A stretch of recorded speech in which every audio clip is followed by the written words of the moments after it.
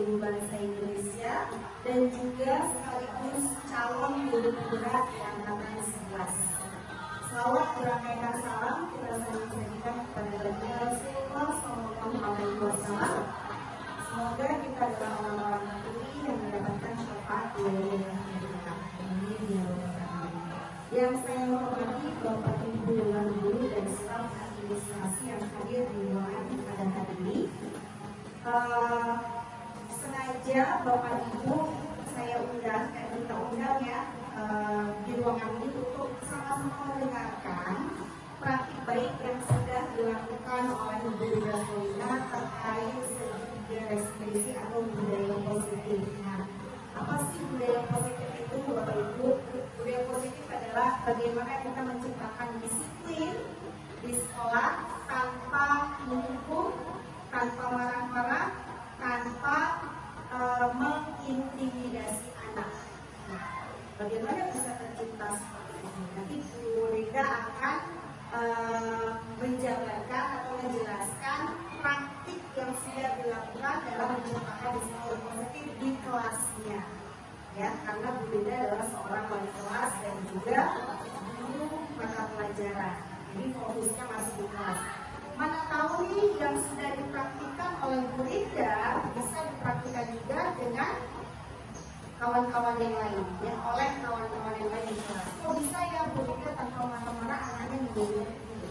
Kok bisa ya kelas Bu Rida itu tertib? Kok bisa ya si ini nggak terlambat lagi?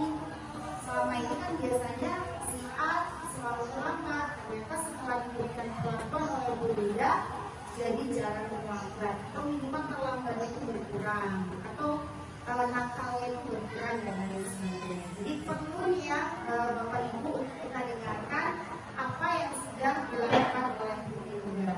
Dengan harapan Bapak Ibu yang sudah dilakukan ini menjadi contoh atau model ya Bapak Ibu, sehingga nanti Bapak Ibu bisa menerapkannya di dalam kelas dengan anak-anak yang mengalami permasalahan pembelajaran. Fokus pada anak yang mengalami permasalahan pembelajaran. Permasalahannya itu seperti apa? Misalnya terlambat, jarang mengerjakan tugas, sering nyontek, atau mungkin mengganggu temannya dan lain sebagainya. Dengan melakukan apa yang sudah dilakukan Bu Rida, menciptakan budaya positif melalui disiplin positif, insya Allah sekolah kita nanti akan tercipta lingkungan yang positif juga, yang ramah anak, tanpa kata-kata kasar, tanpa kekerasan, tanpa hukuman dan lain sebagainya. Mungkin untuk mengefektifkan waktu kita, Bapak dan Ibu berkumpul adalah hari Jumat ya. Semoga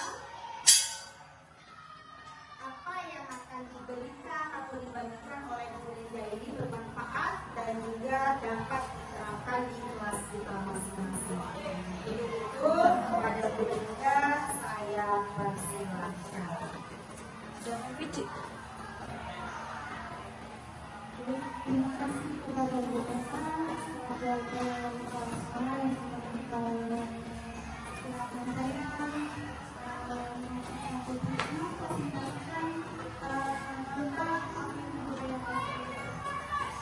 sebelumnya saya ucapkan assalamualaikum warahmatullahi wabarakatuh. Terima kasih kepada Bapak Ibu yang sudah mewakilinya untuk menjadi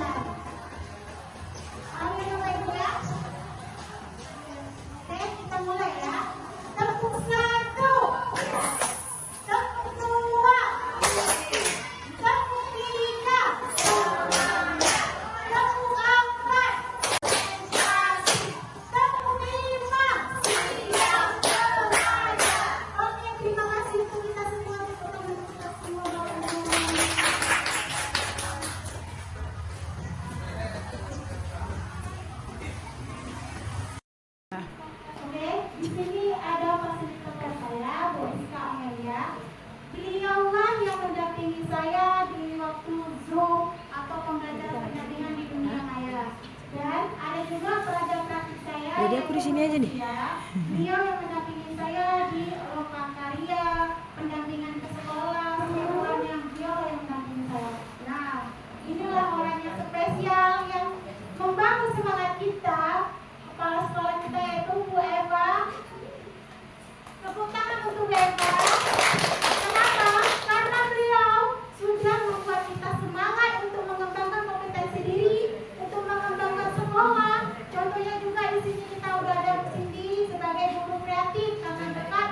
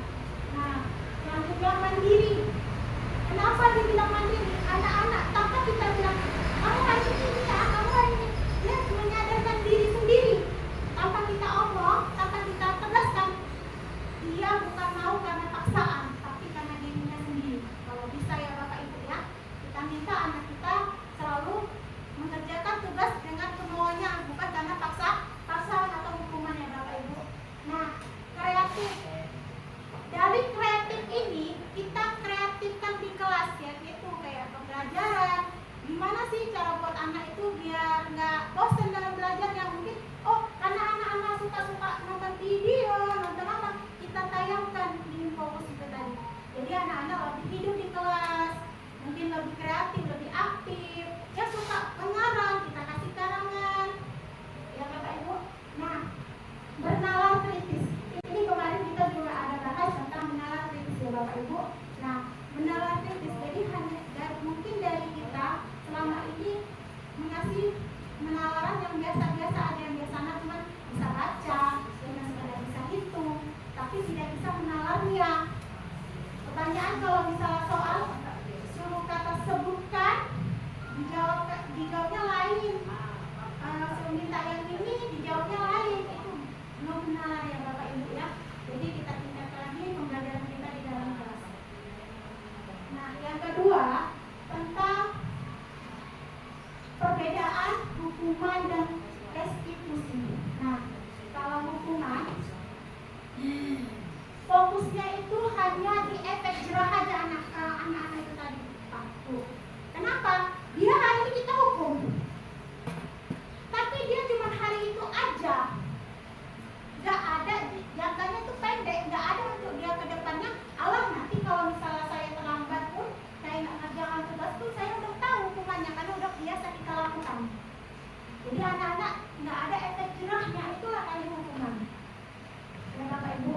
Nah, kalau konsekuensi ini kesalahan anak harus diseimbangkan. Contoh Bapak Ibu, kalau hukuman tadi, ini ya saya kasih contoh ya Bapak Ibu.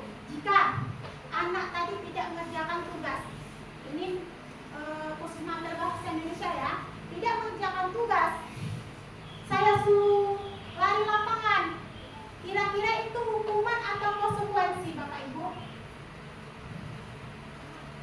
Hukuman ya, karena dia cuma buat efek jerah pendek aja ya anjangkannya, hukuman. Tapi kalau konsekuensi, dia ini misalnya mengoyak kuku kawannya, ya, saya suruh ganti, itu termasuk hukuman atau konsekuensi Bapak Ibu? Konsekuensi.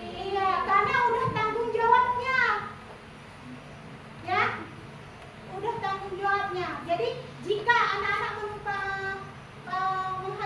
menghilangkan kuku kawannya, suruh ganti, itu termasuk konsekuensi. Jadi kita bisa membedakan mana hukuman, mana konsekuensi.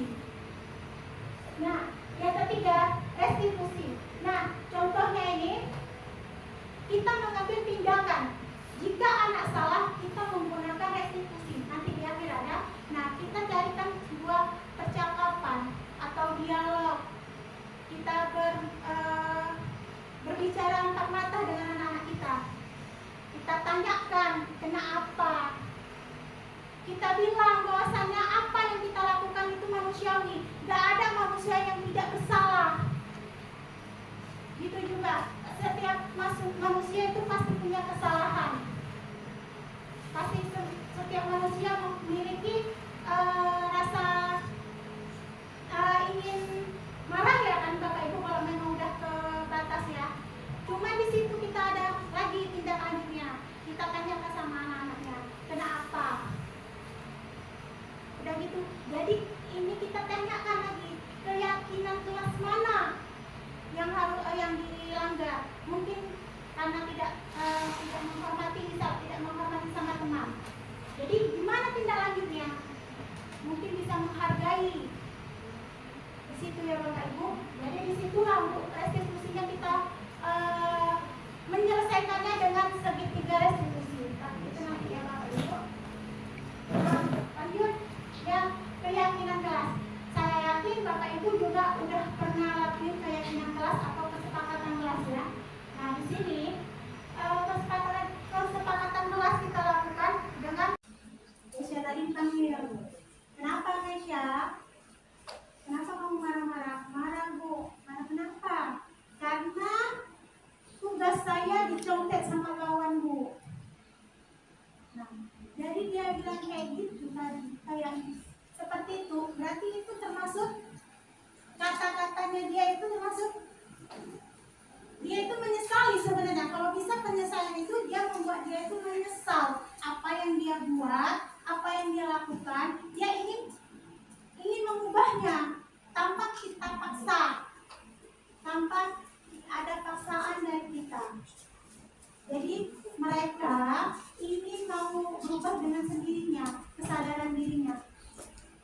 apa? Kata dia udah marah-marah dan mukul meja tadi tingkatannya, gitu kan?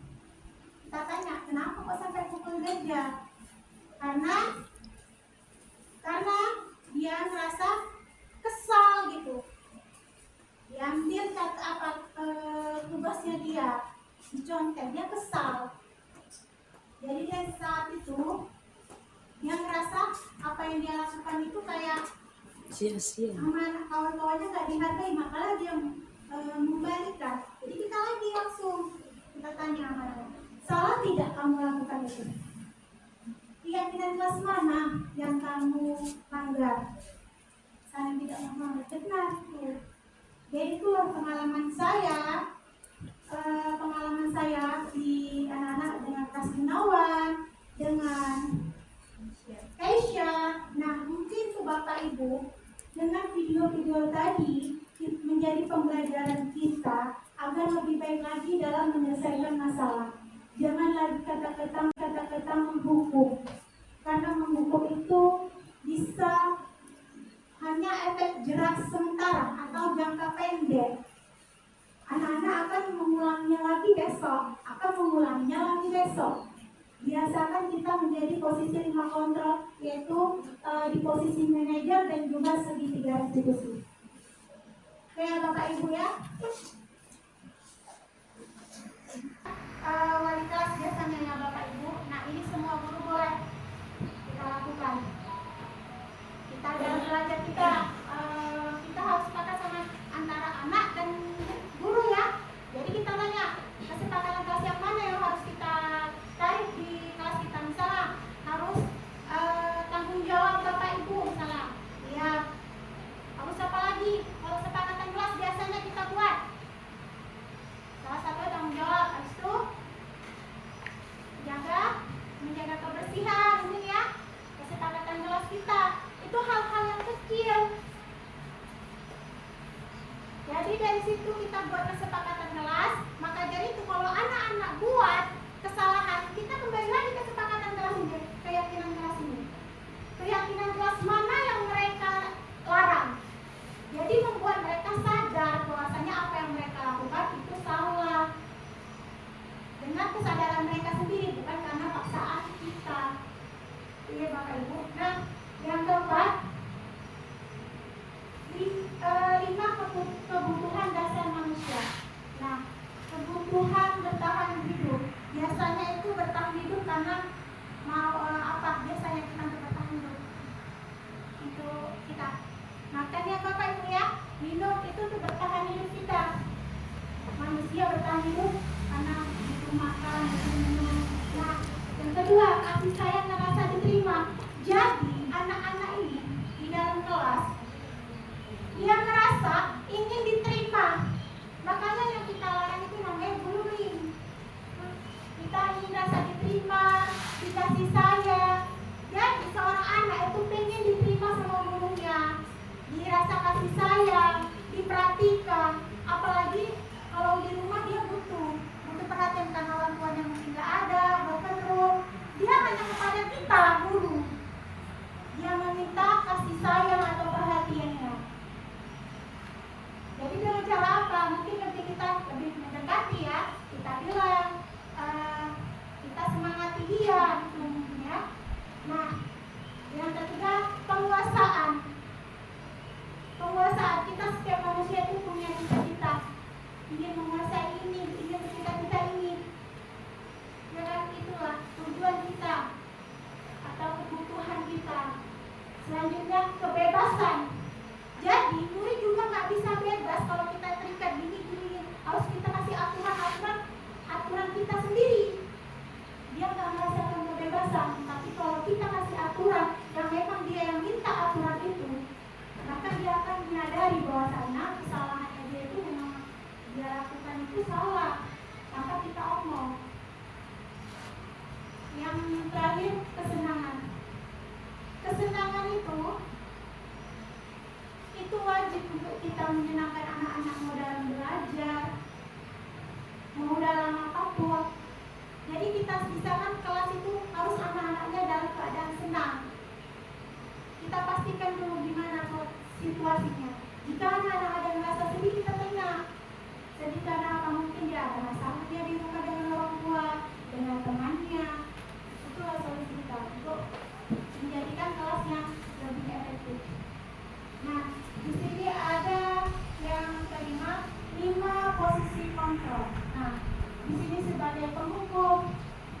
membuat rasa bersalah, teman, pemantau, manajer. Nah, di sini saya ada tayangkan video Bapak Ibu.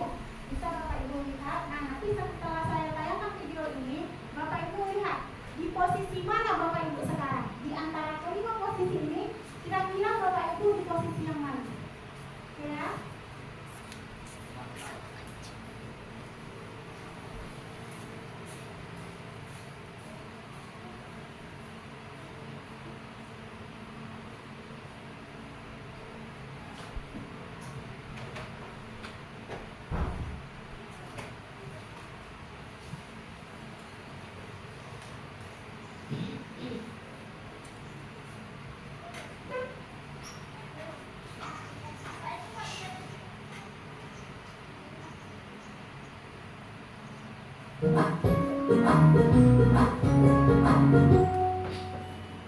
Salam bahagia Ibu dan Bapak guru hebat. Dalam penerapan disiplin positif restitusi, salah satu program yang dikembangkan adalah 5 posisi kontrol. 5 posisi kontrol dalam restitusi adalah proses perjalanan seorang pendidik agar dapat mengenali dirinya. Pada video kali ini, kita akan membahas tentang 5 posisi kontrol yang dikembangkan oleh Diane Gosser dan contoh penerapannya.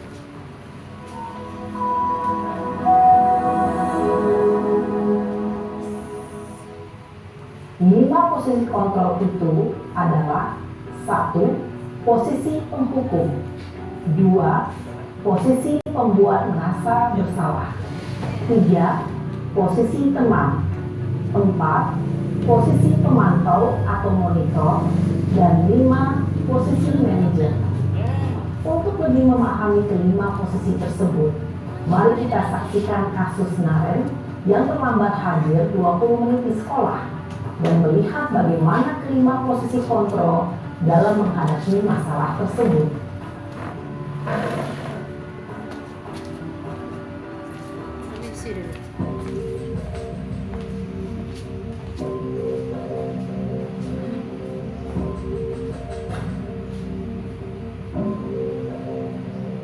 Naren,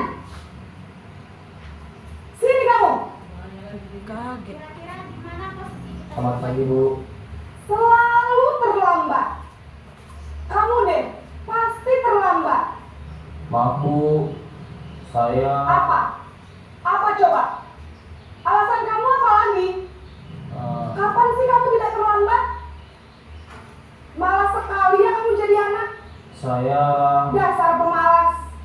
Gak kapok-kapok sih kamu. Sudah berapa kali terlambat? Sana, kamu keliling lapangan basket 2 kali. kenapa saya harus keliling lapangan basket, Bu? Kenapa? Kamu melawan ibu. Berani-beraninya jawab. Sudah terlambat, masih berani jawab pula. Sekarang, keliling lapangan basket 5 kali sekalian. Biar kapok. Cepat. Pergi sana ke lapangan basket. Posisi penghukum biasanya berbicara dengan nada tinggi, menghardik, menunjuk-nunjuk, menyakiti, dan menyindir. Hukuman bisa berupa fisik maupun psikis. Ibu dan Bapak guru hebat, dampak yang terjadi pada murid ketika guru berada pada posisi penghukum adalah murid cenderung akan memberontak, bahkan menyimpan dendam.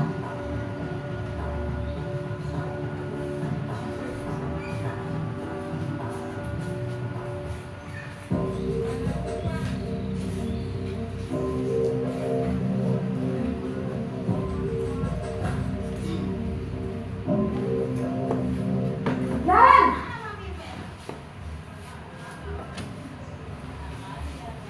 Selamat pagi, Bu. Naren. Kamu kenapa terlambat lagi, nak? Ya Tuhan, Naren. Kamu senang ya bikin ibu susah ya? Kalau kamu terlambat lagi, nanti ibu yang ditegur bapak kepala sekolah, nak. Disangka ibu tidak bisa membina kamu. Duh, gimana ini? Maaf, Bu. Duh, Gusti Naren. Kamu suka ya kalau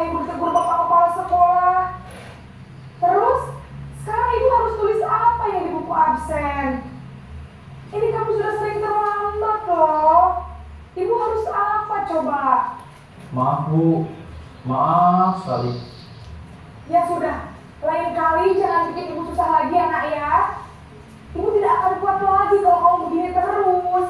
Bisa jantungan kalau ibu ditegur bapak kepala sekolah. Sana cepat ke kelas. Maaf ya Bu, maaf sekali. Posisi pembuat rasa bersalah berbicara dengan nada tenang, cenderung lembut.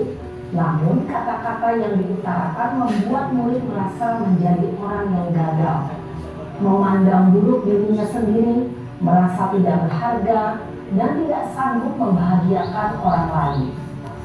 Ketika guru mengambil posisi pembuat rasa bersalah, murid akan menganggap dirinya yang bersalah dan ia akan menyimpan emosi negatif tersebut di dalam dirinya.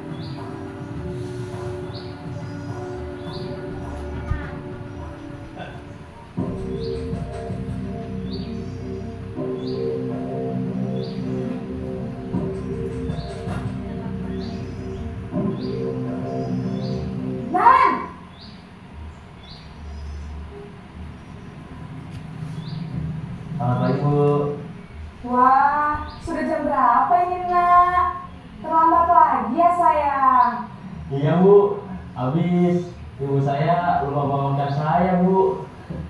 Kamu malah menyalahkan ibu kamu. Kamu bukannya anak yang larinya paling kencang. Kok terlambat sih? Iya Bu, saya memang terlambat bangun tadi. Jadi biarpun saya lari kencang, tetap gak kekejar Bu. Ya sudah sana. Nanti lain kali larinya lebih kencang lagi ya. Biar gak terlambat lagi. Bikin senang ibu. Demi ibu. Bisa kan?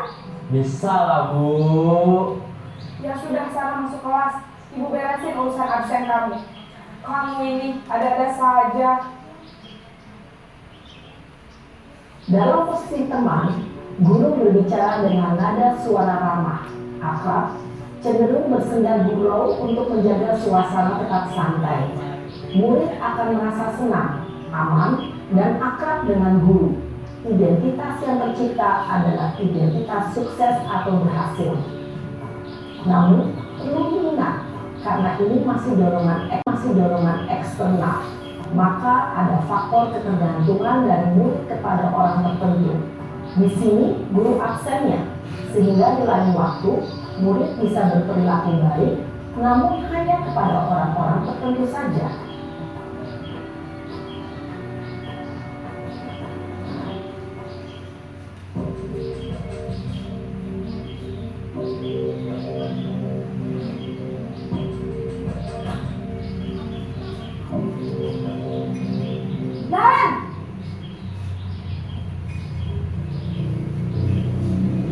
Selamat pagi Bu.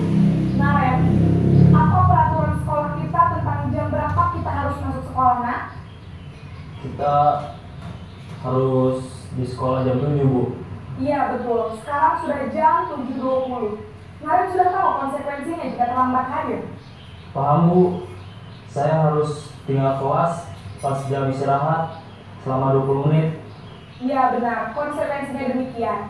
Jadi nanti jam 9.30 pas istirahat, kamu harus tinggal di kelas, kerjakan tugas tambahan untuk ketertinggalan kamu, ya?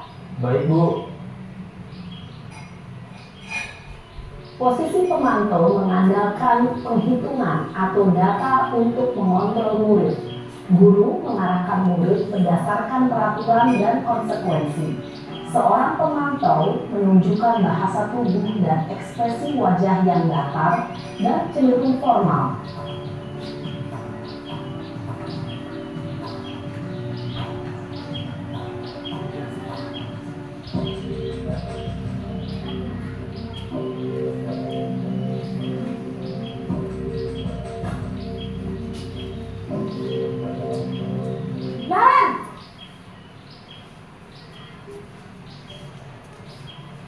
Selamat pagi Bu. Selamat pagi, Naren. Maaf Bu, saya terlambat. Iya, sekolah masuknya jam 7, sekarang sudah jam 7.20. Jadi sekarang bagaimana ini, Naren? Maaf Bu, saya lupa setel alarm saya semalam. Baiklah, menurut kamu, keyakinan sekolah yang mana yang perlu kamu tingkatkan? Menghargai diri sendiri dan orang lain mungkin ya Bu. Setuju. Jadi, apakah Naren meyakini prinsip saling menghormati tersebut? Iya Bu, saya meyakininya. Apakah Naren bersedia memperbaiki masalah keterlambatan ini? Bersedia Bu. Bagaimana kamu akan memperbaiki masalah keterlambatan ini? Saya akan coba untuk tidak lupa menyetel alarm saya Bu. Baik, kalau Naren lupa menyetel alarm di rumah, ada orang yang kira-kira bisa bantu mengingatkan tidak? Ada Bu, kakak saya, Kak Emma. Ada lagi selain Kak Emma? Selain Kak Emma, ada ibu saya. Baik, jadi yang mengingatkan Naren adalah Kak Emma dan ibu kamu ya? Kira-kira akan mulai setel alarm kapan nih Naren? Setelah pulang sekolah, akan segera saya lakukan. Baik, jadi Naren akan setel alarm untuk bangun besok pagi dan akan diingatkan oleh kakak dan ibunda Naren ya. Ada lagi yang mungkin perlu dilakukan Naren agar tidak terlambat bangun lagi. Tidak ada Bu. Baik Naren, terima kasih untuk kerjasama kamu. Sekarang kamu perlu kembali ke kelas untuk belajar. Baik Bu, terima kasih. Posisi manajer adalah posisi kontrol yang disarankan untuk membimbing murid memiliki sikap disiplin yang positif, yaitu murid yang mandiri, bertanggung jawab, dan dapat memecahkan masalah. Tujuan dari posisi ini adalah agar murid dapat berefleksi atas tindakannya. Guru akan dengan tulus memberikan pertanyaan-pertanyaan bermakna, sehingga membuat murid dapat belajar dari kesalahannya dan mencari sebuah solusi untuk menyelesaikannya. Ibu dan Bapak guru hebat, setelah mengamati adegan 5 posisi kontrol tadi, kira-kira posisi mana yang paling ideal? Posisi mana yang dapat menunjang motivasi intrinsik murid?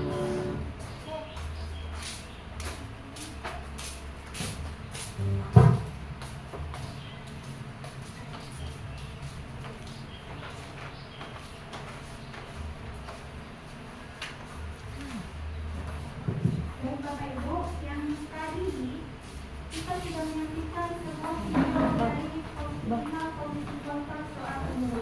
Jadi, kira-kira di Bapak Ibu ini berada di posisi yang mana? Kira-kira Bapak Ibu ini di posisi yang mana? Iya, menurut masing-masing. Kira-kira kita kan bisa merasa diri kita, oh saya sebagai penghukum selama ini. Oh saya sebagai membuat rasa bersalah. Oh saya sebagai manajer misalnya kalau misalnya mantan manajer. Kira-kira kan kita udah paham tadi dari video yang pertama sebagai penghukum. Kita tidak menerima alasan apapun dari anak. Kita langsung menyalahkan anak itu. Terus kita ambil tindakan. Itu sebagai posisi penghukum.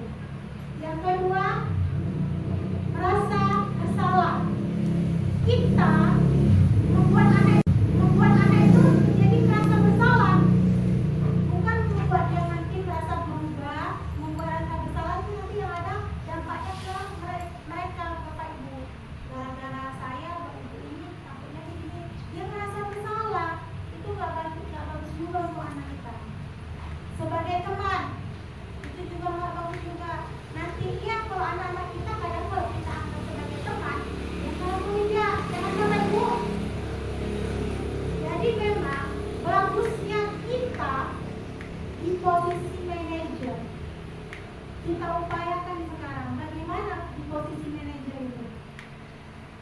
Kita cari, kita telusuri kenapa anak ini bisa datang terlambat.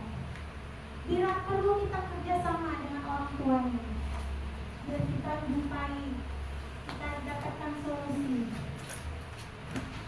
Itu yang bagusnya ya. Jadi posisi manajer.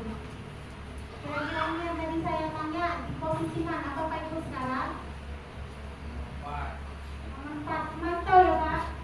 Pemantau. Kalau mungkin merasa jadi pemantau. Kalau pemantau kita pantau dulu anaknya. Baru kita apa ini? Salah nggak kalau datangnya jam segini? Kita tanya anak-anak itu kan, tak pantau dulu. Keyakinan mana yang kamu langgar? Kalau udah namanya sholat, itu pasti disiplin. Ya kan? Jadi kalau tadi, video tadi yang membuat kita mungkin bisa berada lebih tinggi lagi menjadi posisi manajer yang bisa menyelesaikan masalah secara kolaborasi maupun dengan anak sejawat, dengan orang tua nanti di rumah. Kita tanyakan ke anak-anak nanti apa alasannya. Jadi kalau tidak perlu kita undang orang tuanya untuk menyelesaikan masalah tersebut.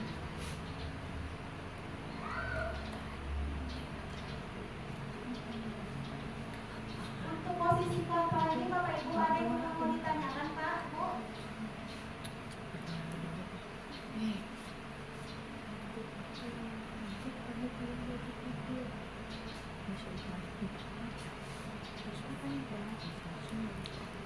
Nah, yang terakhir saya akan tentang segitiga restitusi.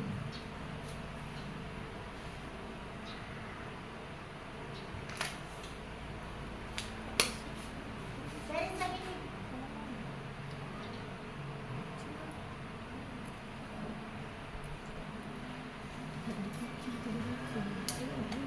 Nah, ini tadi 5 posisi kontra yang kita tonton videonya dari pembuku. Gimana Bapak Ibu sekarang? Coba ada yang mau nanggapi? Saya kasih waktunya ini ya Bapak Ibu. Kira-kira di posisi mana sekarang Bapak Ibu berada? Yang sering berdiri di depan nih. Ayo. Posisinya nggak tetap Brenda. Kadang saya di posisi penghukum, Ya. pernah di posisi semua ini pernah. Pakainya coba ya Bu yang dari.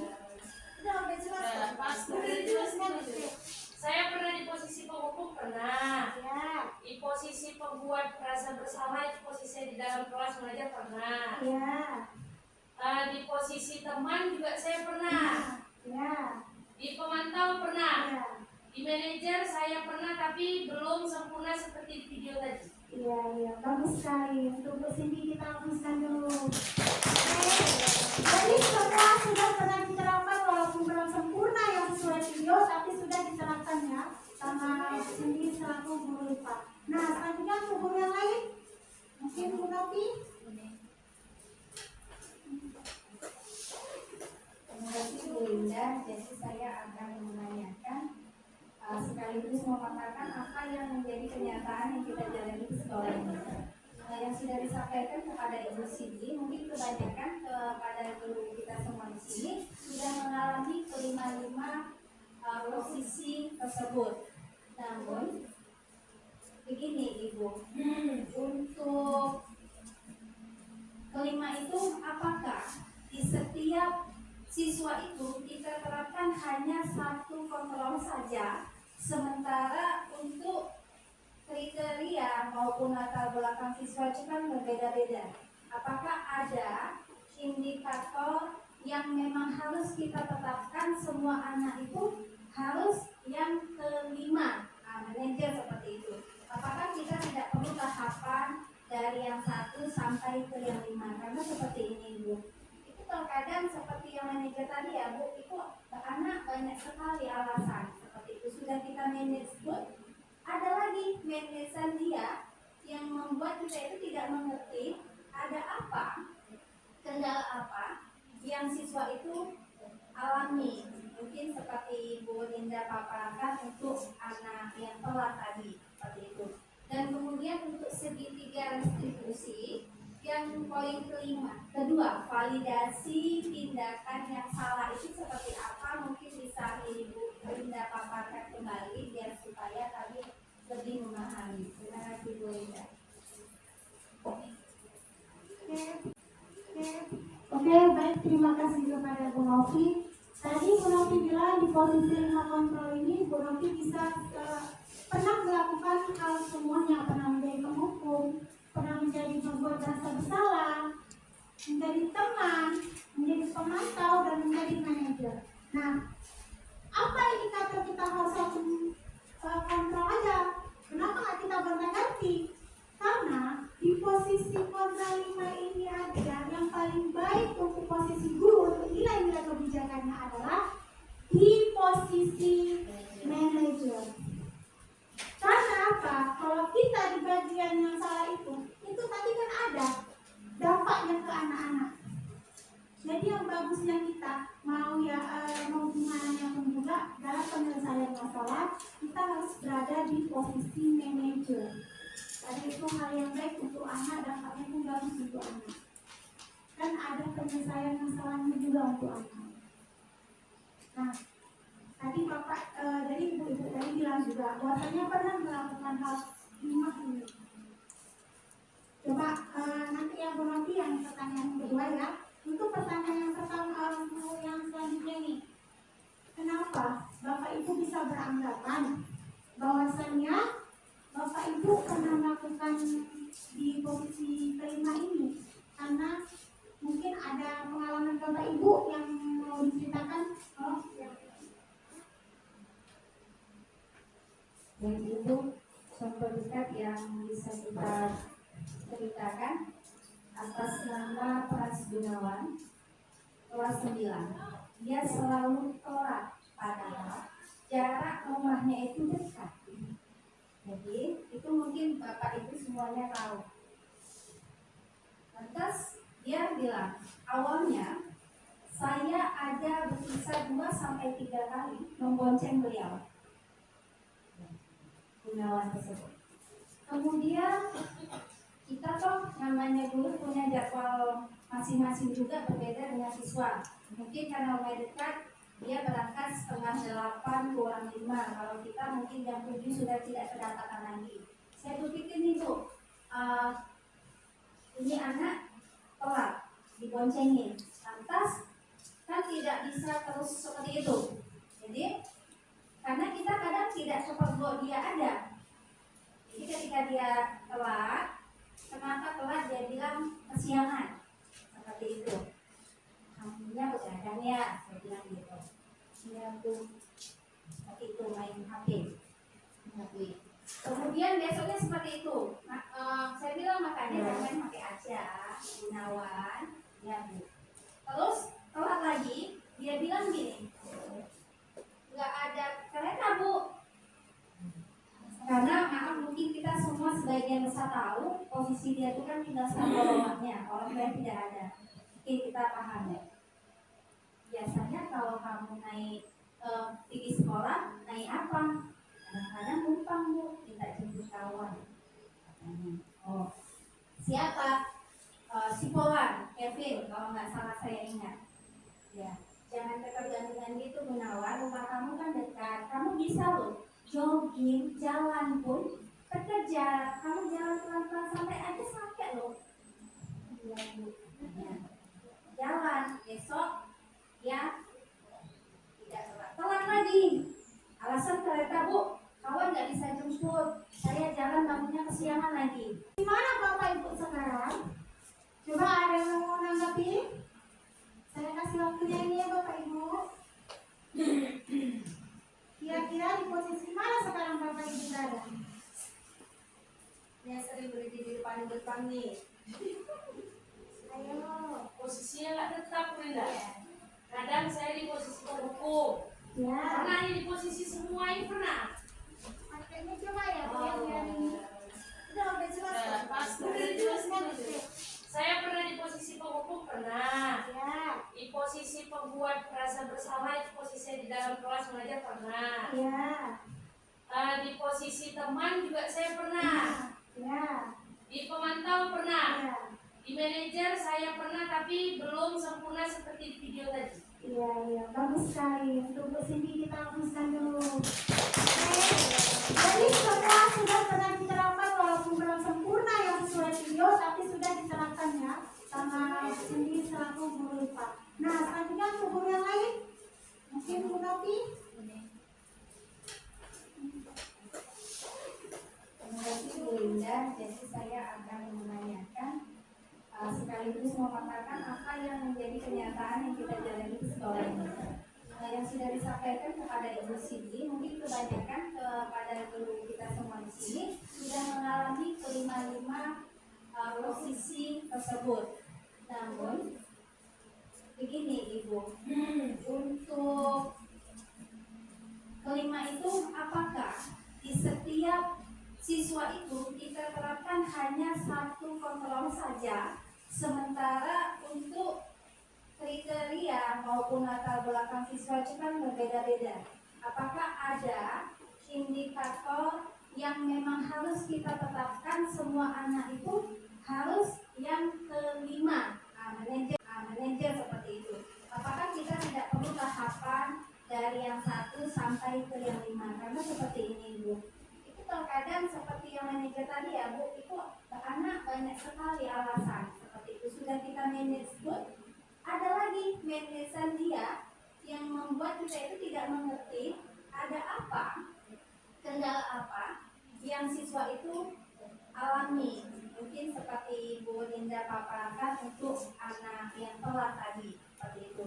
Dan kemudian untuk segitiga restitusi yang poin kedua, validasi tindakan yang salah itu seperti apa? Mungkin bisa Ibu Linda paparkan kembali biar supaya tadi lebih memahami. Terima kasih Bu Linda. Oke, baik, terima kasih kepada Bu Novi. Tadi Bu Novi bilang di posisi 5 kontrol ini Bu Novi bisa pernah melakukan hal semuanya, pernah menjadi penghukum, pernah menjadi membuat rasa bersalah, menjadi teman, menjadi pemantau, dan menjadi manajer. Nah, apa indikator kita harus satu kontrol aja? Kenapa nggak kita gonta-ganti? Karena di posisi kontrol 5 ini aja yang paling baik untuk posisi guru untuk nilai-nilai kebijakannya adalah di posisi manajer. Karena apa? Kalau kita di bagian yang salah itu tadi kan ada dampaknya ke anak-anak. Jadi yang bagusnya kita mau gimana pun juga dalam penyelesaian masalah kita harus berada di posisi manajer. Tadi itu hal yang baik untuk anak, dampaknya pun bagus untuk anak. Kan ada penyelesaian masalahnya juga untuk anak. Nah, tadi Bapak, dari Ibu tadi bilang juga bahwasanya pernah melakukan hal lima ini. Coba nanti yang berarti yang pertanyaan kedua ya. Untuk pertanyaan yang pertama yang selanjutnya nih, kenapa Bapak Ibu bisa beranggapan bahwasannya Bapak Ibu pernah melakukan di posisi kelima ini? Karena mungkin ada pengalaman Bapak Ibu yang mau diceritakan. Yang itu contoh dekat yang bisa kita ceritakan atas nama Pras Gunawan, kelas 9. Dia selalu telat, padahal jarak rumahnya itu dekat. Jadi itu mungkin Bapak Ibu semuanya tahu. Lantas dia bilang, awalnya saya ada berkisar 2-3 kali membonceng beliau, Gunawan tersebut. Kemudian kita toh namanya guru punya jadwal masing-masing juga berbeda dengan siswa. Mungkin karena mulai dekat dia berangkat 7:30 kurang 5. Kalau kita mungkin jam 7 sudah tidak kedapatan lagi. Saya berpikir nih Bu, ini anak telat diboncengin. Lantas kan tidak bisa terus seperti itu. Jadi karena kita kadang tidak cepat bahwa dia ada. Jadi ketika dia telat, kenapa telat dia bilang kesiangan seperti itu. Kamunya bercadang ya, saya bilang gitu. Dia tuh seperti itu main HP. Kemudian besoknya seperti itu. Saya bilang makanya jangan pakai aja, Gunawan, ya Bu. Terus telat lagi, dia bilang gini, nggak ada kereta Bu. Karena maaf mungkin kita semua sebagian besar tahu posisi dia itu kan tinggal sama rumahnya, orang lain tidak ada. Oke, kita paham ya. Biasanya kalau kamu naik pergi sekolah, naik apa? Kadang-kadang numpang Bu, minta jemput kawan. Katanya, oh siapa? Si Polan, Kevin, kalau nggak salah saya ingat. Ya, jangan ketergantungan gitu Gunawan. Rumah kamu kan dekat, kamu bisa loh jogging, jalan pun bekerja. Kamu jalan pelan-pelan sampai aja sampai loh. Iya, Bu. Ya. Jalan besok ya tidak telat lagi. Alasan kereta Bu, kawan nggak bisa jemput. Saya jalan bangunnya kesiangan lagi. Mungkin yang ibu jelaskan masalah kan ada yang ngingetin gitu kan, namanya maaf dia agak berantakan mungkin di rumah gitu, open. Kemudian suatu ketika saya tahu ibu di rumah itu ada kendaraan punya ibunya. Jadi waktu dia kelas saya bilang katanya nggak ada kereta, di rumah ada siapa Gunawan? Mama, dia kan bilang ibunya itu mama, kan ada kereta bisa minta antar sebentar. Ya Bu, besok saya minta tolong Ibu kamu untuk antarkan saya. Karena ya seperti itu dia bilang bahwasanya membuat rasa bersalah, kayak sebagai teman atau sebagai pemantau atau yang paling banyak sebagai manajer. Nah di sini mungkin kita lakukan sebagian besar dari kita sering jadi sebagai penghukum, ya. Sebagai rasa bersalah, kalau kamu kayak gini nanti yang ada saya yang kayak gini, itu kan banyak rasa bersalah ya. Jadi posisi itu yang sering kali kita lakukan. Maka dari ini kita sudah mengerti bahwasanya ada dampak-dampaknya jika kita tidak di posisi manajer. Ada dampak untuk anak-anak kita. Kalau dia tadi dirasa penghukum, dia merasa tidak dihargai pendapatnya karena kita tidak menerima alasannya dia. Itu kalau kita itu dampak dari anak kalau kita menghukum langsung.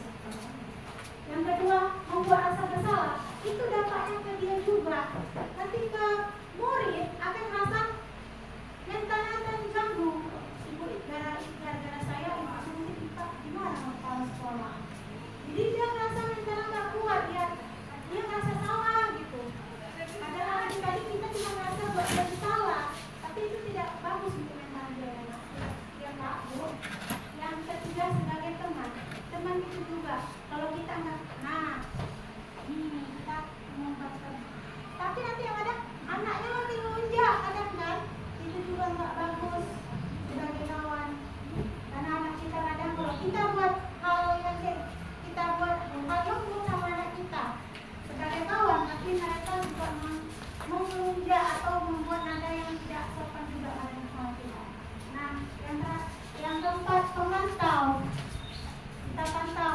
Iya, kita sudah melakukan, kita tanyakan peraturan mana yang kalian anggap ini salah nggak? Dia mengerti kalau itu salah, tapi kita nggak memberikan solusi.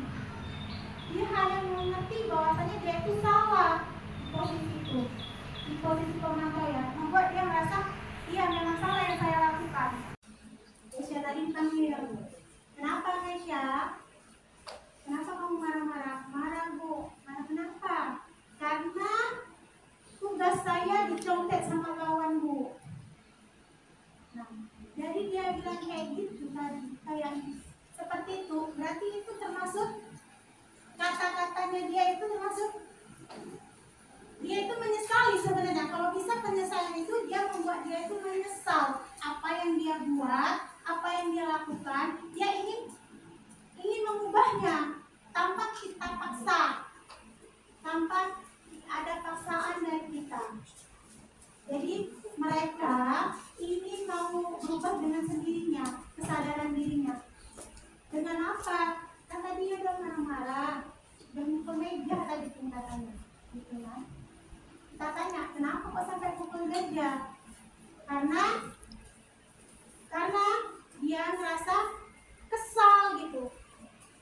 Diambil tugasnya dia, dicontek, dia kesal. Jadi dari saat itu dia merasa apa yang dia lakukan itu kayak sia-sia. Sama kawan-kawannya nggak dihargai, makanya dia membalikan. Jadi kita lagi langsung kita tanya sama salah tidak kamu lakukan itu? Keyakinan kelas mana yang kamu langgar? Saya tidak melanggar, benar itu. pengalaman saya di anak-anak dengan Kas Gunawan, dengan Keisha. Nah, mungkin ke Bapak Ibu, dengan video-video tadi menjadi pembelajaran kita agar lebih baik lagi dalam menyelesaikan masalah.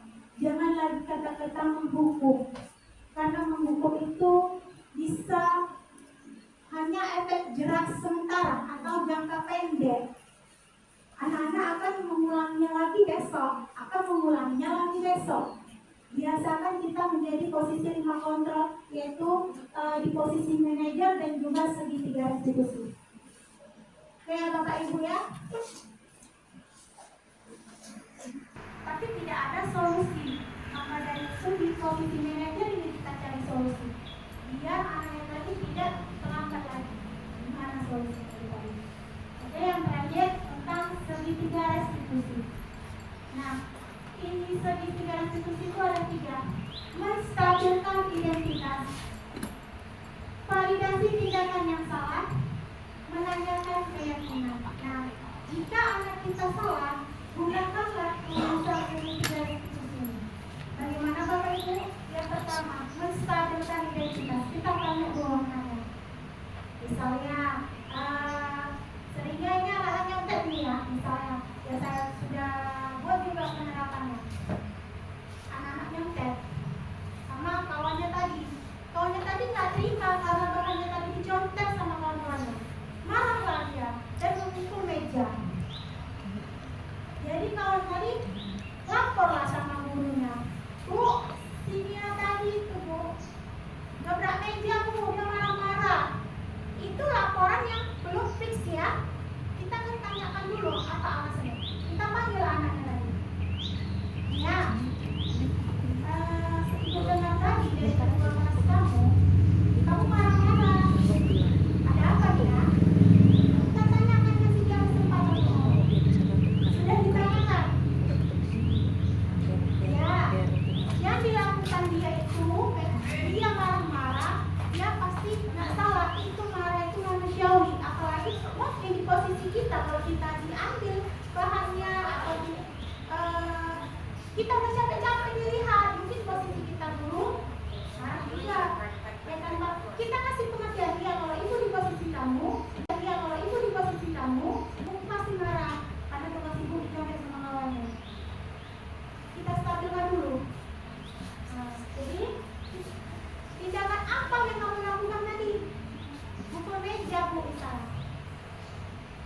Itu kalau pukul meja salah tidak? Kita tanyakan. Kita salah bu. Keyakinan kelas mana yang kalian langgar kalau memang itu salah? Kenapa? Rasa tidak saling menghormati. Kenapa? Kita pukul meja, kita nggak menghargai kawan-kawan kita. Itu rasa tidak dihormati. Keyakinan itu kita tanyakan sama anak kita. Dia yang nanti yang merasa. Makanya keyakinan kelas itu kita buat sesuai apa yang kita minta sama anak, apa kita terapkan sama anak itu. Jadi waktu pembelajaran anak-anak melanggar, kita tinggal balik ke undang-undangnya, tinggal balik ke keyakinan kelas anak. Jadi kita tahu, kita balikkan lagi ke anak-anak. Ini keyakinan kelas ini kalianlah yang membuatnya. Maka kalian sendiri juga yang melanggarnya. Kita tanya sama anak-anak, keyakinan kelas mana yang kalian langgar? Kalau tadi contohnya tadi itu tidak saling menghormati misalnya, karena ada memukul meja meja tuh. Jadi kita tanya lagi untuk kedepannya bagaimana solusinya. Kita tanyakan mungkin dari kita ini untuk menyelesaikan masalahnya. Jadi apa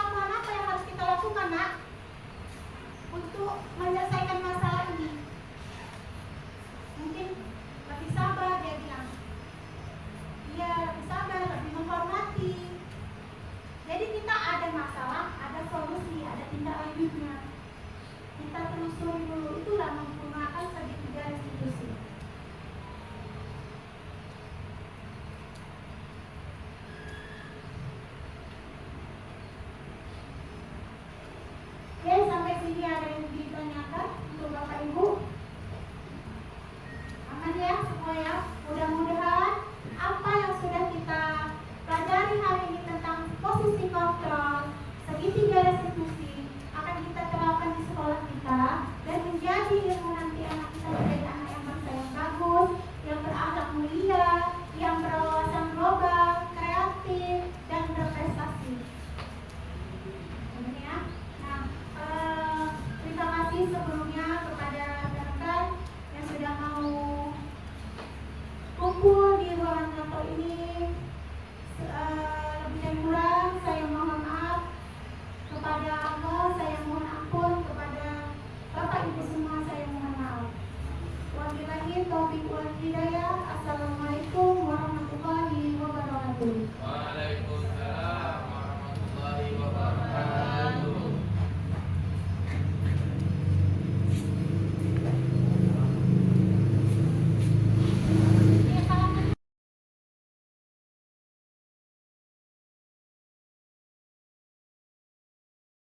Kita mau buat keyakinan kelas. Keyakinan kelas yang kita buat itu kesepakatan kita dalam belajar. Apa dulu Pak? Nah, itu. Ada yang masih di sana? Ya, yang lain ya. Nah, sekarang akan berlanjuti untuk memajukan pembelajaran kita dalam membuat kelas menjadi menyenangkan dan lebih tertib. Nah, sekarang dibagikan, nanti kita buat keyakinan kelas mana yang mau kalian mau, atau peraturan apa yang mau kalian mau dalam kelas ini agar tercapainya pembelajaran yang menyenangkan dan lebih efektif. Karena yang lain sudah semua. Oke, ini ibu bagikan.